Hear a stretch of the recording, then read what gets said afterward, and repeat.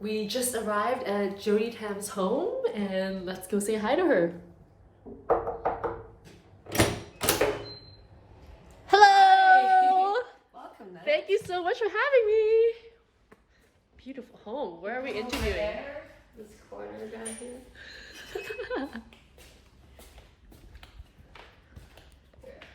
Here, right here? All right. Okay, so we're gonna do a quick setup and then we're gonna get right into it. See you soon. Hi, my name is Natalie Chan and this is Own Your Future, a show all about helping young people uncover truths about life and work. Join me as I invite some of my favorite people to talk about what is it that they do, lessons they've learned, and how is it that they're taking charge of their own lives. Make sure you subscribe to Own Your Future's new episode every week, or join us for our live stream chat. Find us on YouTube and podcast. Now, it's time to own your future and start living a happy and fulfilled life. Hi everyone, welcome to Own Your Future. Today's guest is Jody Tam. Jody studied economics in university and then she proceeded to become in like PR and then she started her own companies. Actually, she's done a lot of things. But what's the most interesting thing about her is today she is a digital nomad. And I think out of all the people that I know, Jody is the one person that's leading probably one of the most interesting lives that I know right now. So Jody, welcome. Thank you. To Own Your Future. Thank you so much for being part of this. I like to always start with how we first met. So we actually went to university together at University of Southern California. And I remember how I actually didn't really know who you were in the beginning, but I was already of age. I was like 21 years old. Yeah, of age. I was 21 years old, and then people were like, oh, like we need to borrow this, like some girl, Jody, wants to borrow an ID to go partying. That's very nice of you. In the US, you can only start drinking after the age of 21. Yeah. And at the time, I think you were like 19 or 20. So yeah. I think that was my first memory of you. It's like this girl that I've never met from Hong Kong that wants to borrow the ID to go partying. That's interesting, yeah. Which is very interesting. But I think what's even more interesting is seeing your transformation from that moment to where you are now, and how I've just seen you grown as a person, as a businesswoman, and I think that's super fascinating. I think that's kind of what I want to share. It's been 10 years pretty much then. 10 years. Yeah. Oh my God. Wow. So tell me a little bit more about how you went from, say, your university. Why did you study economics to moving on to the corporate world and then now proceeding this? I think why I studied economics was because I always thought I needed to get a job that made a lot of money. That was just the reality of it. And I was quite good at economics, I guess, in school. It was something that if I tried to understand, I could understand it. And that was quite close to money. And I went to a school that probably would get me a very good job if I did study economics. That maybe not have turned out to be the case, but that was the idea going into it for sure. And I like economics. I think it's very interesting. Okay. So, and was it more of your parents kind of like Absolutely. instilling, like, you gotta make money? And Absolutely. Especially because the school fees were very expensive, obviously, going to our university. So it was always me trying to make it up and repay my parents. And this is what I was focused on in my early 20s, I guess. That was like the goal. So then how did you find your first job after university? I really realized that I did not actually want to be in banking. I applied to a few jobs in banking, but I was actually quite late because you have to do an internship like 5 years ago when you're like 17 or something. You're planning so far in advance. Exactly, and I guess I wasn't really on board in doing that because that's actually not really what I wanted anyway. So I kind of was looking into whatever that was available, but also I kind of wanted to start in a smaller company first as well. I didn't want to just immediately get into the system of just like working in a very rigid structure. That's why I joined a startup company. That was my first job. Oh, okay. And what did you learn from a startup company, and then how does that lead you into starting your own business? Startup company is a very hard work. Like I was the first person they hired from Hong Kong. Like it was an Australian company. So it was very unstructured. I just did whatever that was needed. And I felt like I was actually running the whole office when I was actually like 21 years old. Wow. Because where was the office? In Central Building. Okay. It was kind of more like a shared office because the owner, the founder is based in Australia. So I was kind of doing everything that was between here and China, where a lot of the production of the bottles and boxes and stuff were made. It was a spirits company. So I was also in charge of finding a lot of distributors in Asia and also finding funding for the company. And obviously, I was not equipped to do any of this at the age of 21. So how do you know what to do? I didn't. I was just I was just working out day by day, and he wasn't even here for a lot of the time. So I was just on my own trying to figure things out. And after a while, it wasn't really working out. After like a year and a half, I guess, he realized that he probably needed to pay someone a bit more senior to be doing my job and not be so stingy paying kind of like just a graduate salary and having me doing that. But it was a very interesting experience because I felt I had a really high title and I was really speaking to people with that title, and it kind of made me feel like I was very important from very early on. Learning. Yeah. And then what happened after that? He eventually realized I was not the person that to be doing that job. He needed to pay someone much more senior to be organizing all that. So then I started looking for something else. And he was also having a little bit trouble with funding and all that with startups. So is the company still alive? Yeah, he's still selling. Yeah, it's a really nice vodka actually. It's an Australian vodka, the only one that it's actually from Australia. It's really good. I think it's in W Hotel and a few places. So it's still alive, but he's like hanging on. It's tough. Yeah, it's very tough. It's very hard, yeah. So then what happened after the spirits company? And then did you go into entrepreneurship right away? No, I was like, okay, maybe I do need to learn a few things from bigger companies first. And I went into like one of the biggest companies in PR, which was Edelman PR. And I started from the bottom again. So I went from feeling quite important and quite senior to back to like bottom of the food chain again. But that was good. Like, I mean, that's the normal path, I guess. I just needed to learn things from the basics again. And I guess it was an interesting transition. Yeah. And what is PR like? Like, what do you do in a PR company? I think PR wasn't for me. It was a lot too much about over-exaggerating about something that actually wasn't that significant and charging clients quite a lot of money from it. And we were kind of always working out the math of how much the company was charging the client and then figuring out our salaries and thinking, wait, where does all the money go? So it was good though. Like we got exposed to a lot of different clients, a lot of different industries, from real estate to big supermarket opening, from having like celebrities posing in different events. It was very interesting. And I guess I really did need to learn from the bottom. So it was a good humbling experience not to get myself floating around too high too how early. long did you do that company for? I was there for about a year and a half, I believe. Yeah. And then what happened? Then you're like, now I'm gonna start my own business, or how did you then have the realization? No, I got into another job. Another job again. Kind of similar, but not exactly the same, in retail real estate in Jones Lang LaSalle. That was actually very interesting because what we were doing is helping brands kind of position themselves, like big fashion brands position their portfolio in Hong Kong. So it was kind of more like business, like analyzing their business and seeing how well they were actually develop and enter the Hong Kong market. So it was not just real estate. So it was kind of figuring out, oh, maybe you need one flagship store in Central and then a few smaller ones in regional mall because you like to reach this clientele and this clientele. It was very interesting. I was meeting people really high up, like Asia director of Ralph Lauren, in a meeting at lunch, and just like, it would be me and my boss, but just listening to the conversation, I just felt like I was like just happy to be there. I was like quite young at the point still, so. Wow, and what did you learn from that job? That real estate is quite a dark business in Hong Kong. In what sense? What do you mean by that?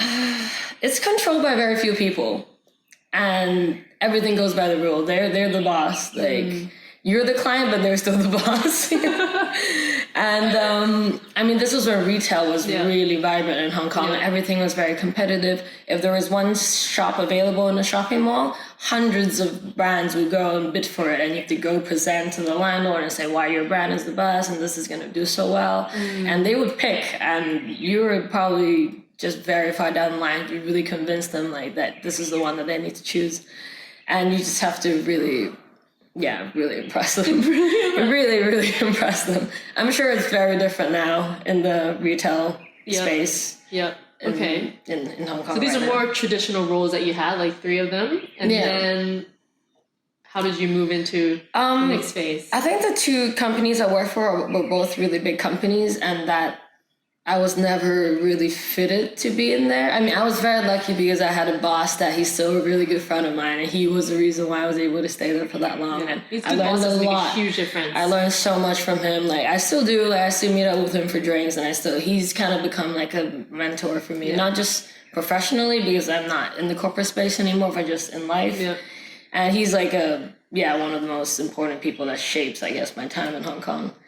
And but then after that, I just realized that working in big companies is just really not my thing. I really did not enjoy it. I was really not enjoying waking up in the morning. Monday was the worst days. Sunday night was the most depressing days. I agree. And because too many things in a big corporate setting just didn't make sense to me, and I just had to do it all the time, and nobody was daring to say anything. And I always did, but then it's only because I was friends with the big boss. But if I didn't have that, I feel like my position would be a bit at risk. But the thing is that he actually appreciated it when I told him a lot of things I just found that didn't make sense in the structure.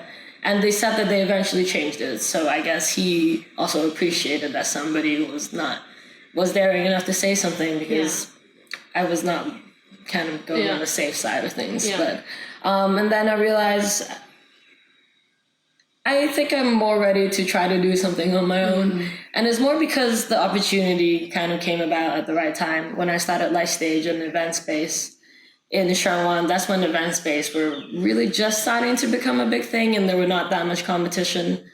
And my best friend was working in a gallery. They were about to close, and they were already started doing events. And they're like, if you would do this event space, you would be able to do really well because there's a really high demand. And my business partner at the time was saying, let's do this.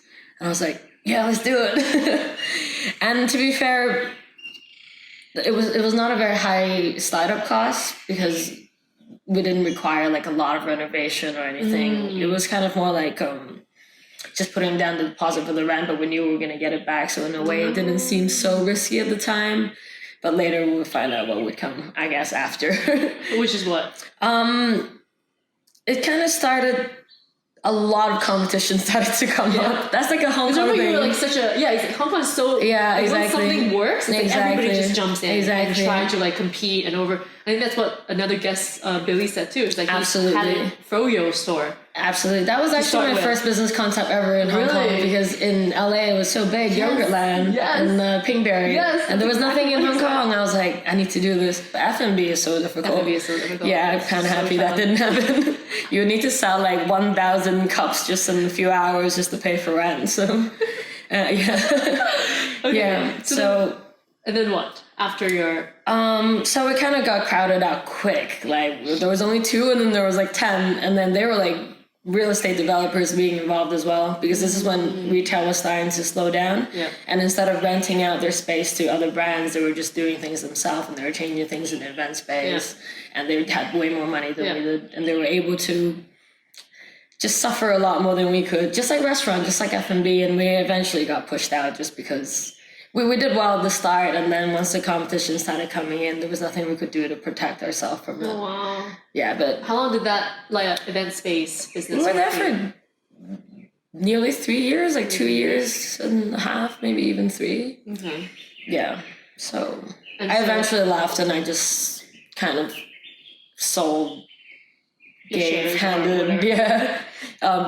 business partner was running it instead. I actually left to go to Spain because I needed to get out of Hong Kong. Yeah, so what, because I remember I used to sit with you, and I know that you were doing the event space, and you're like, no, I'm going to go live outside of Hong Kong now. And then since then, I haven't seen you back. So actually, we're really lucky to have Jody here because this is me catching her in the midst of her travels.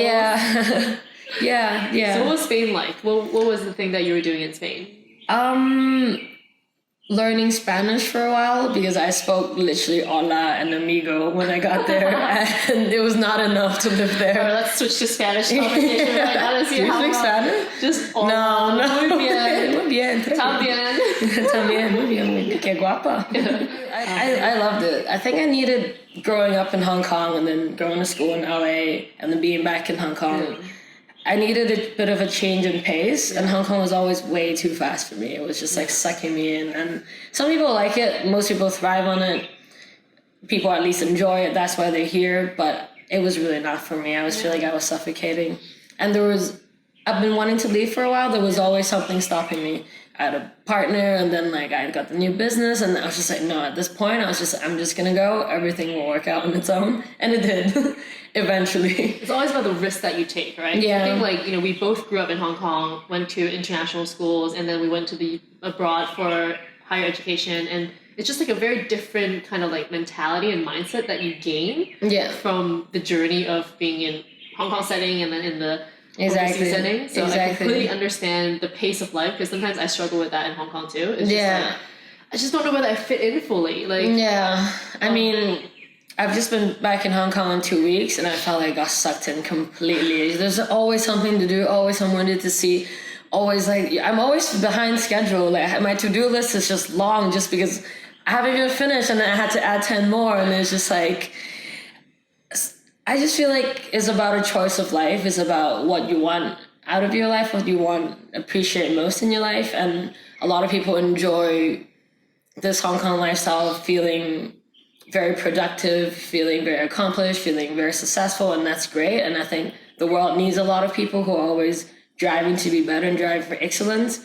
But then if the whole world actually wants to do the same thing, I think the space would be quite crowded, and it would just become over competition. Exactly. I mean, it kind of already is. I think I've just made a choice that is just not the role I want to play in my life. And every time I come back and I see all my friends doing so well, and I'm like, it's fine. They're fine without me, One less, I'm good. So I just kind of know that this is when I wanted to start looking for what kind of life do I actually want to live. It's just because I think living in Hong Kong actually requires you to be in a way successful and in a way high achieving, because it's a city where if you're not, the quality of life could be quite low, and it's just not very pleasant. Yeah.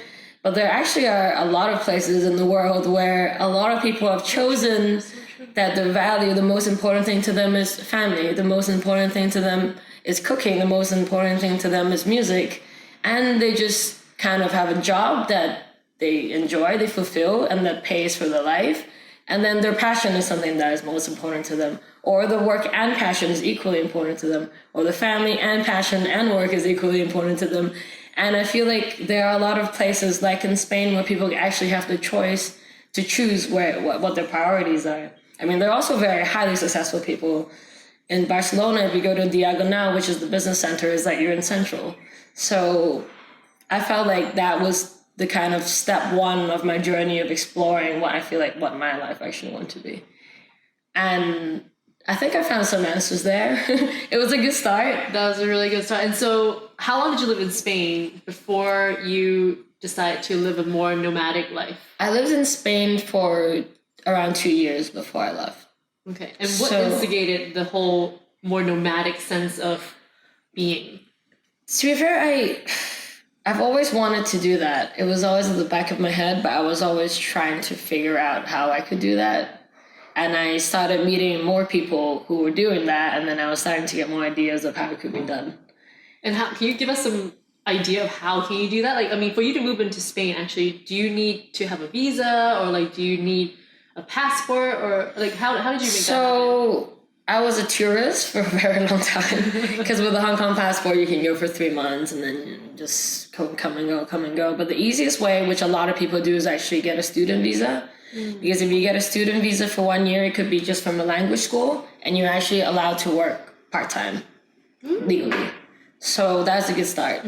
And the thing is, I just saved some money when I was living in Hong Kong. I didn't go to Spain with that much money, but everything in Spain is so much cheaper. So much cheaper. My rent from my first apartment was beautiful, and I pay 400 euros, so 3,000 something Hong Kong.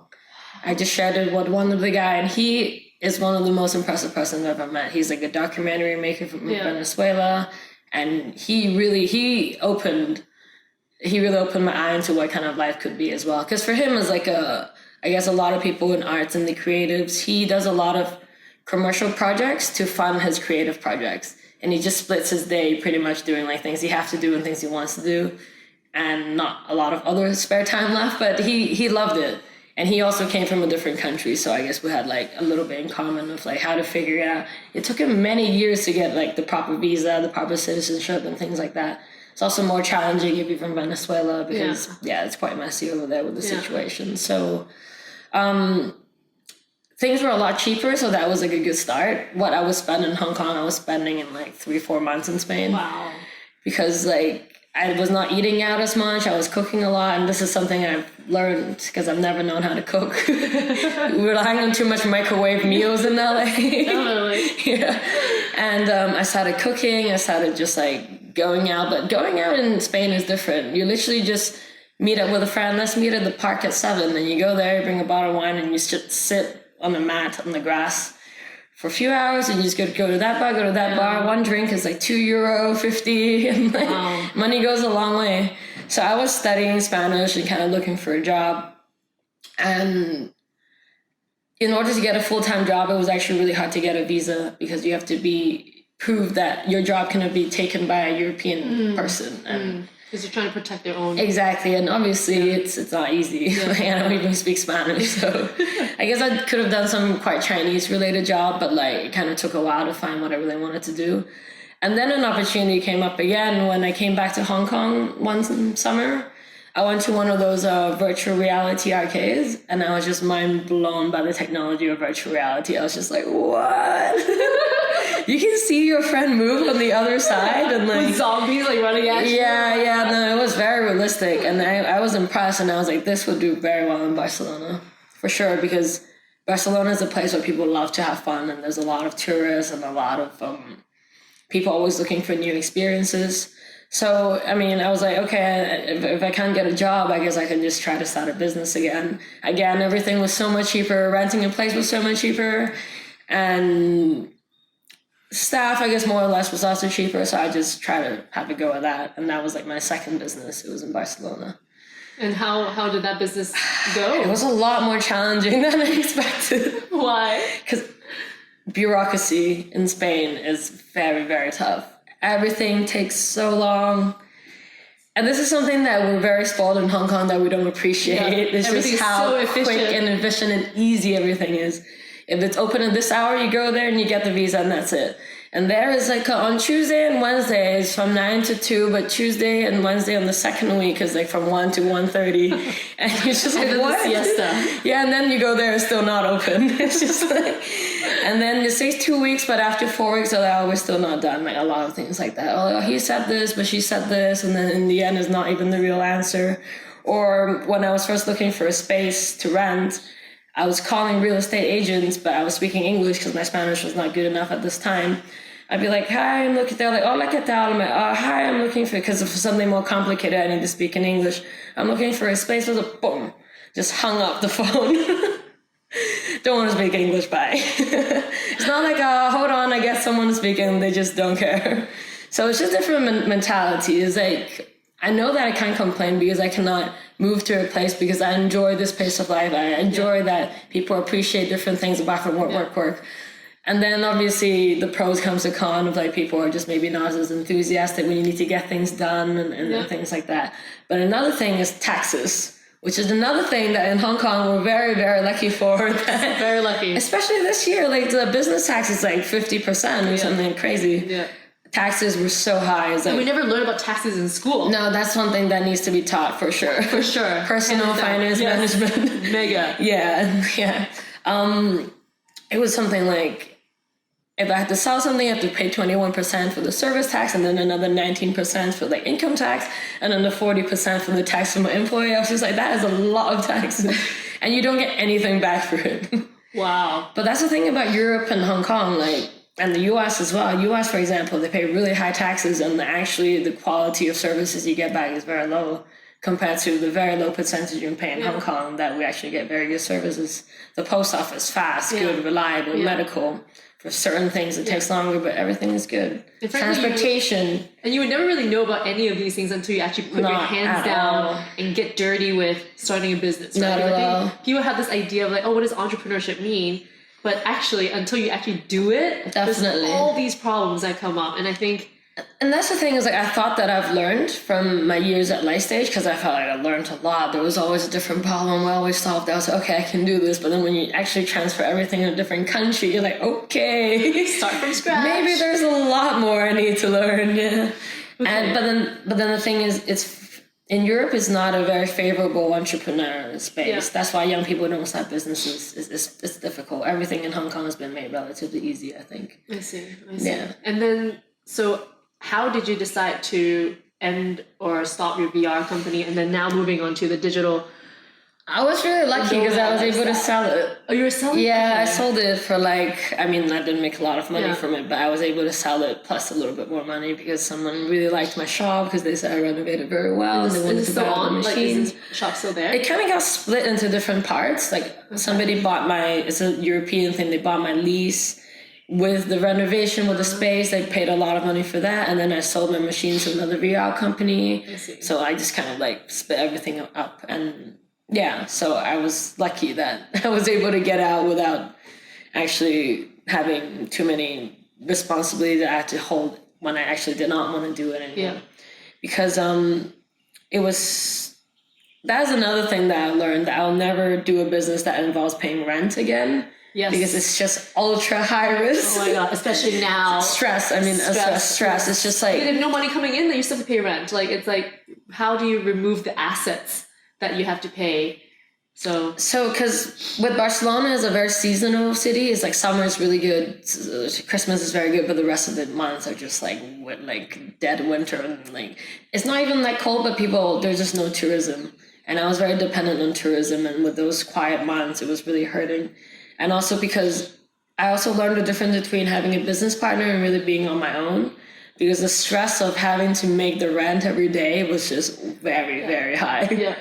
I mean, I cannot even imagine what the stress people are going through now with the situation in Hong Kong and the rent, because the government just gave a huge subsidy to a lot of the rental spaces. That's just good. to support, and I think that's great. That's great. Good job. Yeah. Okay, so I want to get into the juicy bit. Okay. This whole traveling, like yes, you have been traveling all over the world for the past 3 years. How many countries have you been to? Have you counted? No. No? I haven't. I count later. But a lot. 50? No, 30? I think one thing that I'm so envious of you is that you just have that courage to live that kind of lifestyle. And like, what got you inspired to do such a thing? I think I have to thank my parents for giving me this deep root of actually enjoying traveling, because I remember when they take me on family trips, I would just be counting the days and like pack 1 month in advance. And every day of it, I would be like counting days of how many days we have left in the trip. And then when we come back, I was always really sad and excited about the next holiday. So I have to thank them for that. But since then, even when I was living in Hong Kong, I was always traveling different places. But I've always known that there's a difference between being a tourist and a traveler. And I've always enjoyed kind of being more a traveler and kind of spending a lot more time in one place and actually really trying to see how life is actually in those places and what people actually do, what people actually eat, what people actually talk about. And even the first step going to Spain was actually just my first step into kind of living this kind of more nomadic lifestyle. I just didn't know where to start, and moving somewhere was like just the easiest way that I thought it would happen. And I guess the turning point was actually meeting more and more people that were living more nomadic lifestyle. And then actually meeting my boyfriend at the time, who has been a nomad for 5, 6, 7 years maybe. He was always a nomad, so. And what is this nomad culture like? Because I think there's this new kind of genre of profession that's called digital nomad. Yes. But what does that mean, and what does that look like? Like, what is a day-to-day? Is there a day-to-day, or can you highlight more about that lifestyle? I guess like a day-to-day would be, we were in Lombok and we were in a cafe and we bumped into a friend, and he was literally like topless wearing topless wearing board shorts with dreadlocks. And we're like, hey, Khan, what are you up to? He's like, I'm just like building this website for Microsoft. I was like, Imagine if Microsoft knew that this is the guy that they ended up paying to be building their $1 million website. Yeah, he's like, yeah, I have an agency in the UK and like I run it from here and then I usually outsource it, but the person couldn't do it and I'm doing it now. And the thing is, it goes through so many layers that nobody knows where anything is being done anymore. And a lot of it is actually being done in the beach now with people who have really high skills, but they just no longer want to be in an office and be in a city. And throughout my travels, I've met hundreds of people who are doing this, and I know that this is what I want to do, even from when I was living in Spain. So I was always kind of starting to work towards how I can become more nomadic also from other people I've met.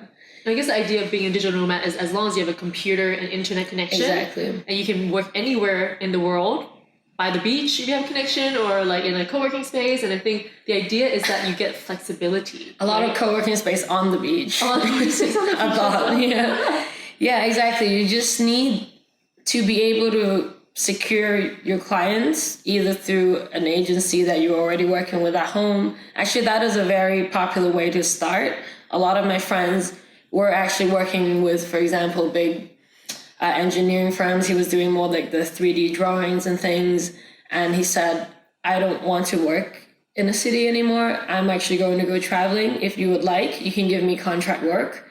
And you don't have to pay me a salary and you don't have to give me a benefit, but you have to pay me an hourly wage. And which ended to be actually really good if you're in a country like Canada, for example. Yeah. Or there are ways that people just have a network of clients they're already working with and they're just telling them, I'm no longer going to be in the city. I'm going to be available at this hours, and they still get a lot of work. And there are all these platforms now where you can find a lot of freelance work. And there's also seasonal work. It's not always just digital. There's a lot of people who I know who work in very specialized jobs in Australia and Canada, and they just work for one season. And then when they're not working, they go to countries where the spending is a lot less and the money go way further, and they just live like that for 6 months, and then they go back to work in their very highly skilled work for that season. Because there's actually a lot of, you don't really see in Hong Kong, there are a lot of seasonal works around the world. A lot of them are, for example, like forest firefighters, and that's only in the summer, you know, with all the bushfires and things like that. So you don't have to be trained, you can just go and be a... No, as in like they're normally already a firefighter, but because it's such a strenuous job that they don't have to work for 6 months of the year. And then they just pack up and then go live in Mexico in a van for 6 months and just lay low and spend a lot less. And then they go back to work in their firefighting job. So a lot of the times is actually finding opportunities in the world, because you don't actually, for example, you can actually get a working holiday visa to Canada. That's a very good option. Same with Australia. That is also a very popular option where, where if you're the under age of 35 now for Australia, you maybe for some countries 30, sometimes 35, where you can go and work 1 year in Australia with a very high hourly wage. And a lot of people would just work that 1 year and then they would go spend it in the next year or somewhere much cheaper, or they're friends with the employee and they would actually like to hire them in the long run and things like that. And also there are actually a lot of seasonal work in many parts of the world where you actually can work yourself. For example, I met people who were doing whale watching tours in Norway, or like Northern Lights guide in Finland in the winter. And they're just jobs that I've never heard of before in my life until I pick up a hitchhiker and we talked to them for 3 hours. Like, yeah, we just came back from a winter doing whale watching in Northern Lights and we saved up a bunch of money. Now we're just going to hitchhike across the whole of Southern Europe. Wow. And you're like, cool, hop in.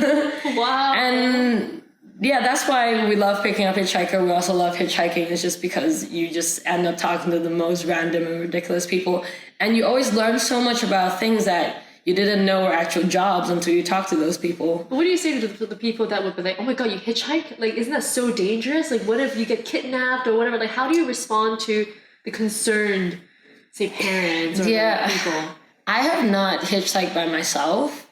I think for a girl to hitchhike alone, and I have met many girls who have, ultimate respect. I've met girls who are cycling across the whole of Central and South America alone.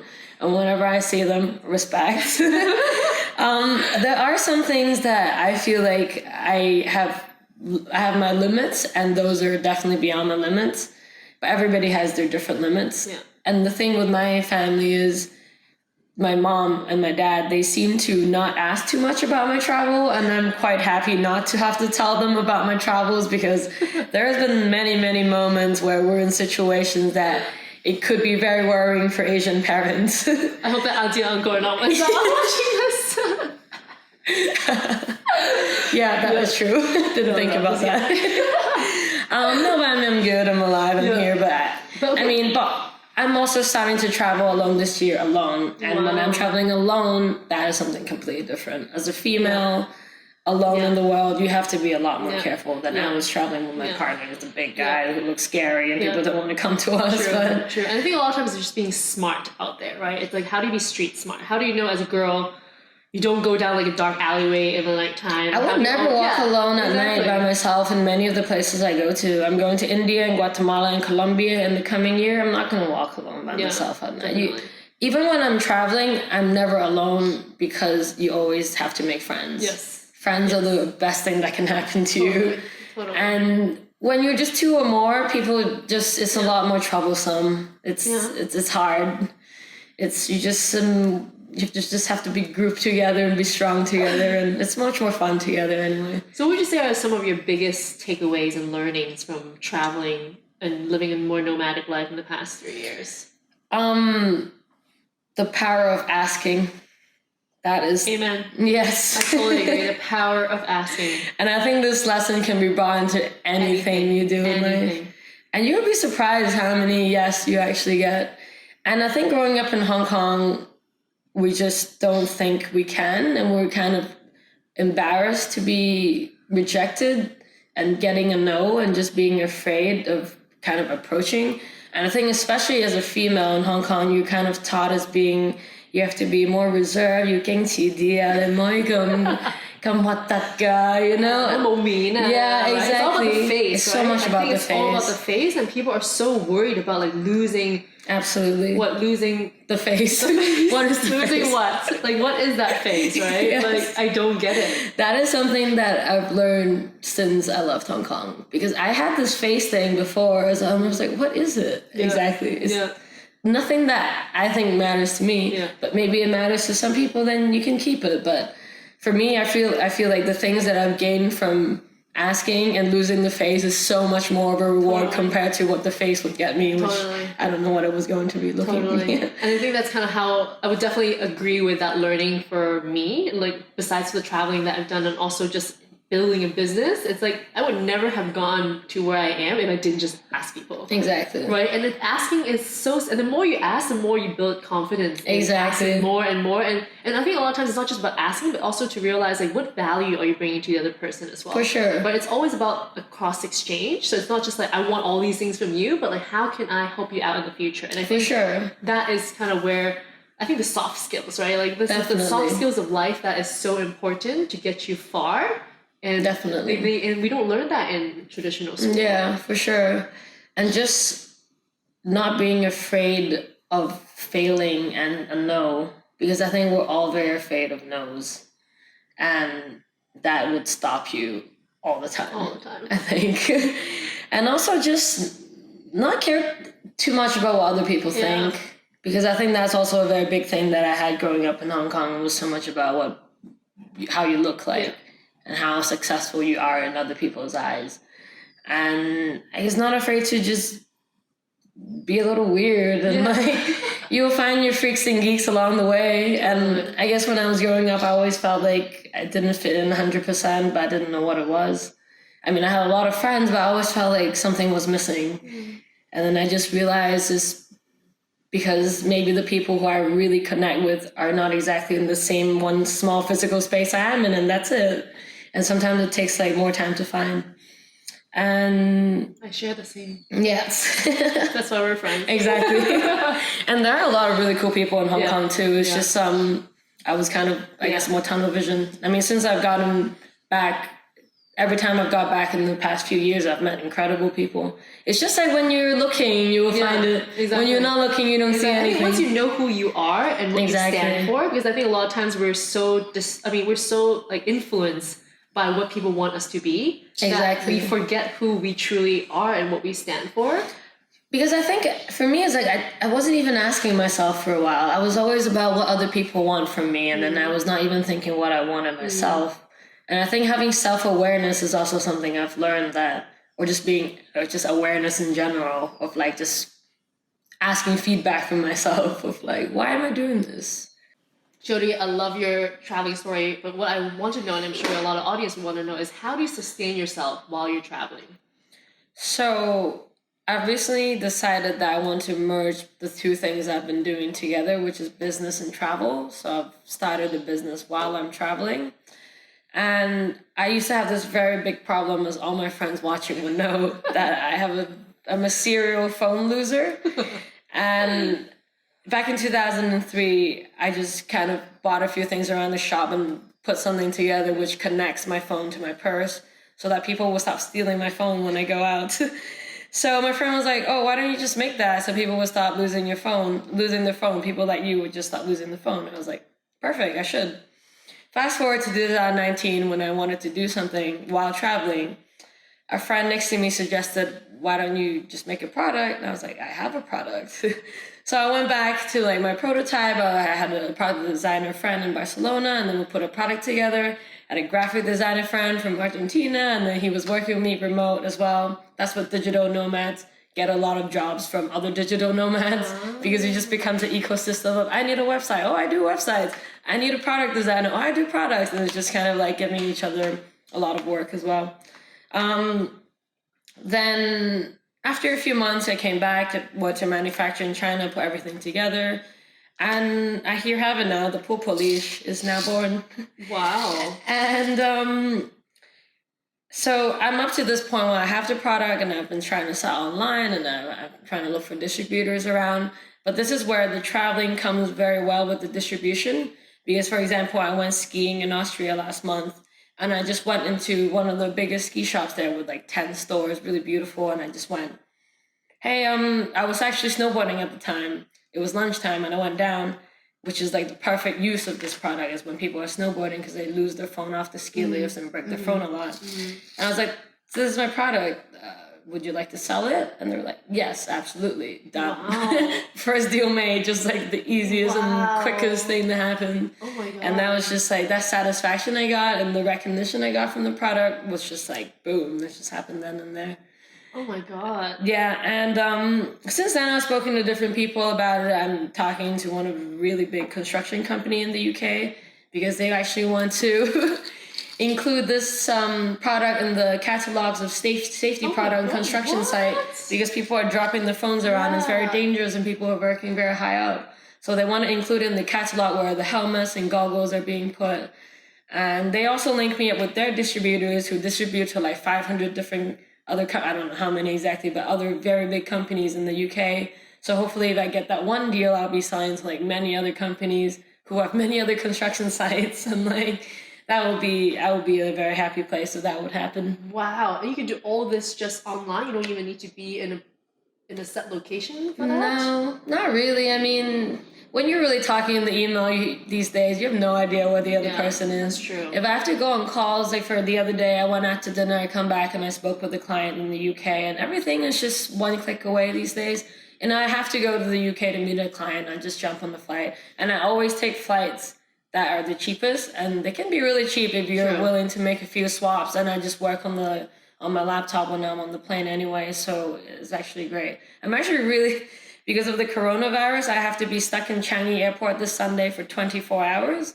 And I'm actually looking forward to it because this is like laptop time. You know, like go at it like hard. Yes. And I guess I've kind of found a way that I can manage both things of continuing my journey of finding out what my lifelong project want to be, volunteering with different NGOs around the world, and kind of finding out what problems are the one that I want to try to help fix in the world. And while doing that, I can be doing my business, which is hopefully be able to make some money, but also learning a lot of different process along the way. I've built my own website through Shopify.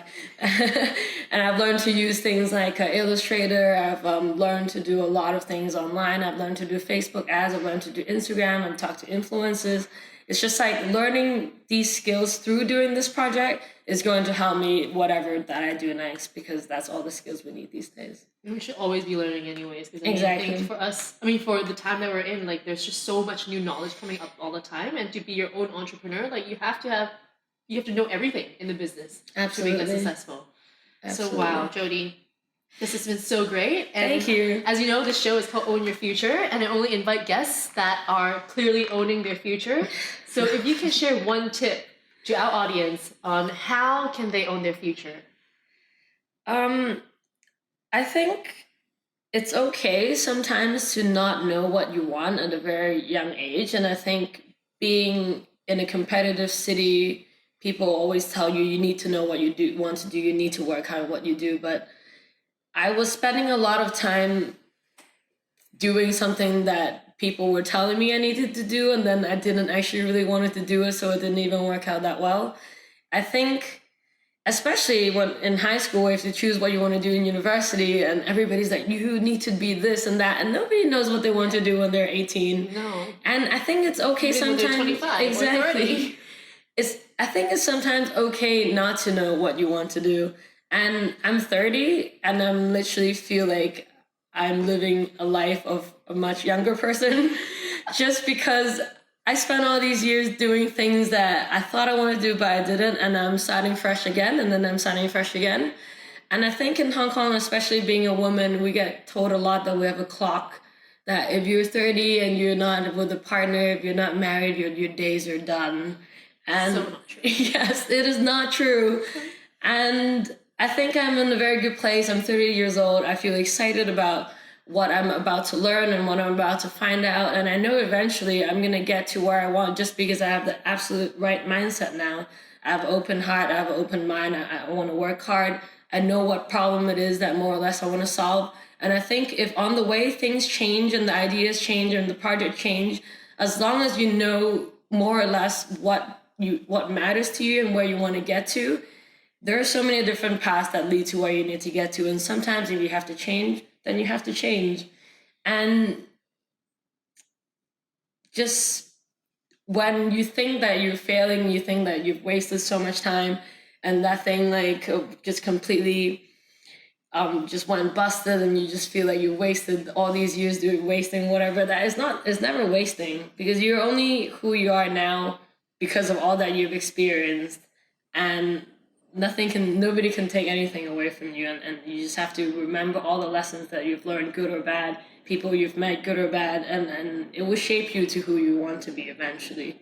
One day, I hope. I mean, I don't think I'm there yet, but we can do an update in 20 years. Yes. Jody at 50. Yes. We'll come back to Own Your Future. Yeah, That's exactly. Season 30. Yeah, exactly. I think it's the journey. It's all about the journey. It's the journey. And it's to be okay with it's to be okay with the unknowns, right? It's Exactly. there's not always that answer, like you do an assessment or do an exam in school that you have the right answer. Exactly. There's no right answer in life. Yeah. And I think you should create your own path, and I think that's why I'm so inspired by your story, and just thank you. So proud of everything that you have achieved and that you have done. I'm much more inspired by your story, and I'm so privileged that you even asked me to be here. So Always, Jody. Thank you. Thank you so much, dear. It's been such a pleasure.